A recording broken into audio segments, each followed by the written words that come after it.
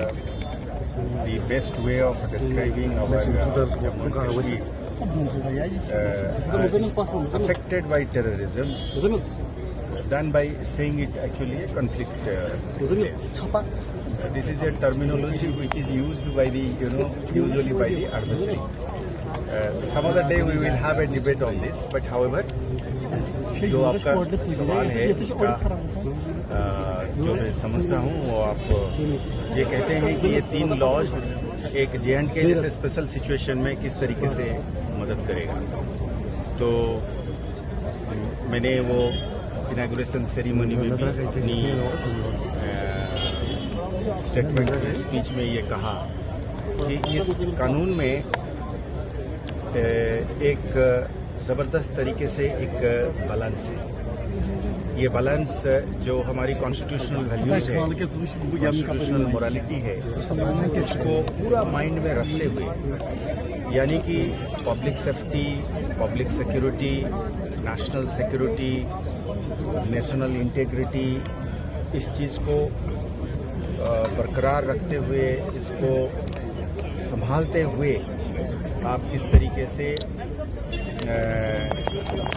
जंग को जीतेंगे।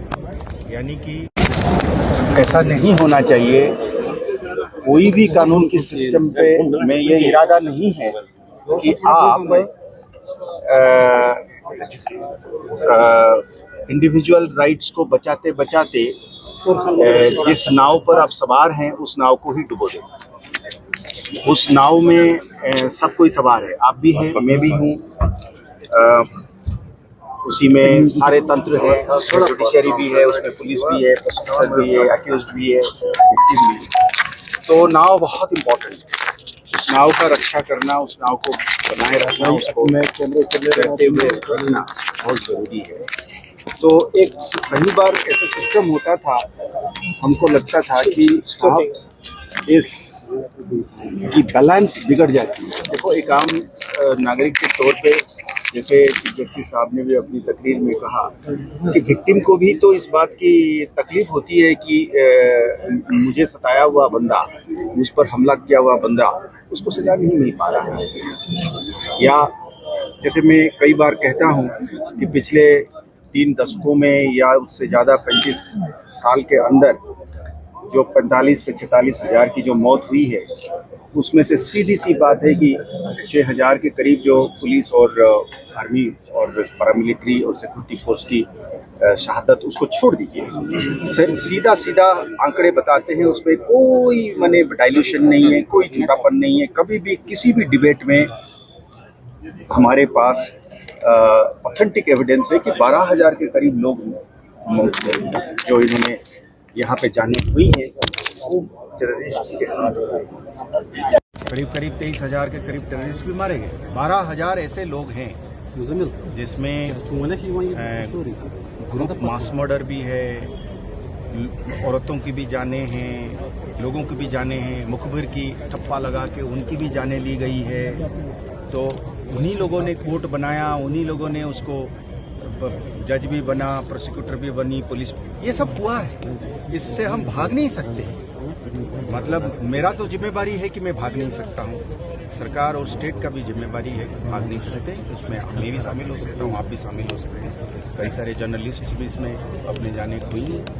तो वो यहाँ तक कि जो दुश्मन है उन्हीं के बीच में भी जो है कत्लें हुई हैं, उसको भी, उनको भी जस्टिस दिलाना, तो तब दे पाएंगे ना जब सच्चाई सामने आएगी। और सच्चाई तभी सामने आ पाएगा जब एक रूल ऑफ लॉ में, जैसे मैंने कहीं और भी कहा है कि खौफ के नीचे अगर हम काम करेंगे तो इन्वेस्टिगेटिंग ऑफिसर आपसे स्टेटमेंट ले पाएगा, आप विटनेस के तौर पे कोर्ट में जाके बेखौफ उसमें स्टेटमेंट दे पाएंगे, प्रोसिक्यूटर बेखौफ जाके उसने कहेगा कि सच ये है जनाब, करेगा, जज भी अपने हिसाब, वो प्रिज्यूम करता है, सिस्टम अज्यूम करता है कि ये नॉर्मल रूल ऑफ लॉ तभी काम करेगा जब खौफ नहीं होगा या मिनिमल होगा। अब वह खौफ का मात्रा अगर इस तरीके से बढ़ गया ताकि वो इन्वेस्टिगेटिंग ऑफिसर भी अपने हिसाब से जी चुरा रहा है, विटनेसेस कहता है जाने दीजिए, अपनी प्रोसिक्यूटर अपने जगह में बोल नहीं पा रहा है, जज अपनी जगह पर डरा, वो सिस्टम को अगर हाईजैक कर लिया जाए टेरर और खौफ के जरिए, तो फिर क्या होगा? और वही जो जिन लोगों ने इसको करते हैं वही इल्जाम लगाते हैं कि ये रूल ऑफ लॉ ही नहीं है। तो रूल ऑफ लॉ लाने के लिए खौफ को कम करना जरूरी। तो आज तक हम लोगों ने, पुलिस ने बहुत मात्रा में हमारा एनर्जी, हमारा ताकत हमने लगाया हुआ था बम और गन को कंट्रोल करने में। तो उसको कम करने के साथ साथ हमें इस चीज की एहसास हुई कि हम माने एडवर्सरी की चुंगल में फंस रहे हैं, यानी कि वो नहीं चाह रहा है रूल ऑफ लॉ, हम चाहते हैं। इसलिए इन कानून के सहारे ये कानून आया, और ये कानून एक एनाबलर है, एक बूस्टर है, एक मददगार फ्रेमवर्क, जिसके तहत हम रूल ऑफ लॉ के सहारे इसको लड़ना भी चाहेंगे। और जो रूल ऑफ लॉ को उन लोगों ने तहस नहस करना चाहते हैं, हम उस रूल ऑफ लॉ के तहत, कानून के तहत अपना लिमिटेशंस को मानते हुए, अपना पाबंदियों को मानते हुए, हम कोर्ट के जरिए हम इनको सजा दिलाना चाहते हैं। वो नहीं चाहते, क्योंकि वो अपने हिसाब से सजा देते हैं। जहां पे कोर्ट नहीं होता है, प्रोसिक्यूशन नहीं होता है, इन्वेस्टिगेशन नहीं होता है, वो सब नहीं होता है, उनके लिए लागू नहीं। तो ये जो कसम कस है, ये जो आपने सवाल मुझे पूछा कि बाकी स्टेट के मुकाबले में जम्मू कश्मीर में इन 3 लॉ का इम्प्लीमेंटेशन में क्या स्पेशल फीचर्स रहे, क्या स्पेशल कैरेक्टरिस्टिक्स है, क्या स्पेशल फैसेट्स है, तो मेरे जवाब में यही। सर, इसके अलावा आपसे एक प्रश्न पूछेंगे सर, जो इन्फिल्ट्रेशन कोशिशें हो रही है या सफल भी हुई है, उसमें कुछ ट्रेडिशनल रूट जो 2 डेकेड से बंद पड़े थे, वहां से अब टेररिस्ट जो है इन्फिल्ट्रेट करने की कोशिश कर रहे हैं। कल हमने गुलमर्ग अपर रीच में सर्च ऑपरेशन देखा, राजौरी। जी, इसमें 2 चीज़ें सबसे अहम है इस कानून में। दंड की जगह न्याय और सुरक्षा, ये दोनों ही बहुत ही अहम पहलू है किसी भी क्रिमिनल जस्टिस सिस्टम के। इन दोनों पे ध्यान दिया गया है। जो आपने देखे होंगे, जो इसमें जो कानूनी प्रक्रिया में बदलाव आया है, जो हमारी कारकर्दगी में बदलाव आया है, पुलिस की जो कारकर्दगी है वो काफ़ी ट्रांसपेरेंट, पारदर्शी भी होगी।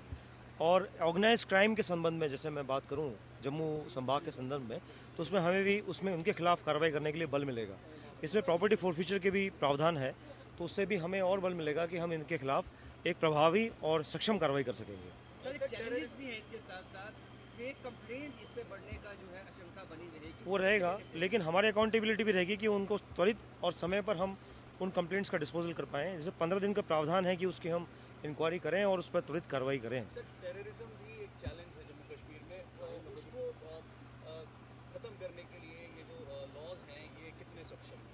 ये लॉ सक्षम है जो एविडेंस रिकॉर्ड करने में, और जिन लोगों ने इनको मदद की है उनके खिलाफ सक्षम और प्रभावी तरीके से कार्रवाई करने में। सर, इन लॉज को लेकर पुलिस कितनी सहायक है आम जनता की मदद करने के लिए? सर, इसमें हम लोग उनको बता भी पाएंगे कि उनकी कंप्लेंट पे कार्रवाई क्या हुई है, और जैसे 90 दिनों में हमें विक्टिम को भी बताना है कि उसकी कंप्लेंट पे कार्रवाई क्या हुई है, उसकी इन्वेस्टिगेशन में कार्रवाई क्या हुई है। कोई प्रोसिक्यूशन अगर विड्रॉ होता है तो उसमें हमें बताना है कि हमें उसको पहले कॉन्फिडेंस में लेना है कि आपकी प्रोसिक्यूशन क्यों विड्रॉ हुई है। तो लिहाजा काफ़ी अमूलचूल काफ़ी बदलाव आया है, जिससे कि हमारी कारकर्दगी में और पारदर्शिता आएगी। सर, क्या जेएंडके पुलिस इन कानूनों को इम्प्लीमेंट करने के लिए तैयार? पूरी तरह सक्षम है। सर, एक संकलन पोर्टल भी जो कि एक ऑनलाइन किया गया, उसके माध्यम से जनता अपनी जो कंप्लेन उसमें दर्ज करवा सकती है। जी। तो कितना कारगर साबित होगा? ये 0 FIR का संदर्भ भी आया है, तो FIR कहीं भी दर्ज हो सकती है। तो अब ये बड़ी सुविधाजनक प्रक्रिया है, तो कोई कहीं भी जैसे कंप्लेंट अपनी दर्ज करेगा और उसके बाद हम लोग उस कंप्लेंट पर जो है त्वरित कार्रवाई कर सकेंगे। धन्यवाद।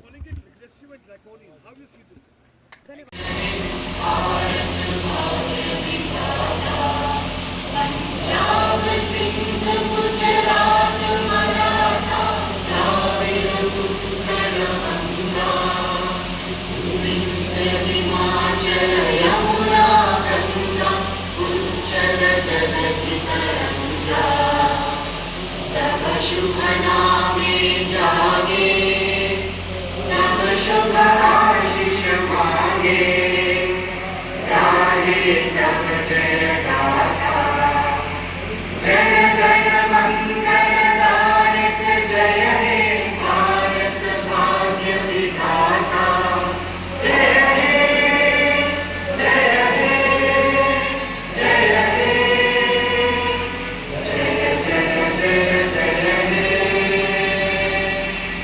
लाभदायी होंगे हमारे भारत के नागरिकों के लिए लाभदायी होंगे, वो उस पर रोशनी डालने के लिए आप जो कि अपने इलाके के नुमाइंदे हैं, हर जगह से आप लोग प्रोमिनेंट हैं और आप लोग बता सकते हैं, आप ही हमारे पास अपने इलाके की ग्रीवेंसेस लेकर आते हैं।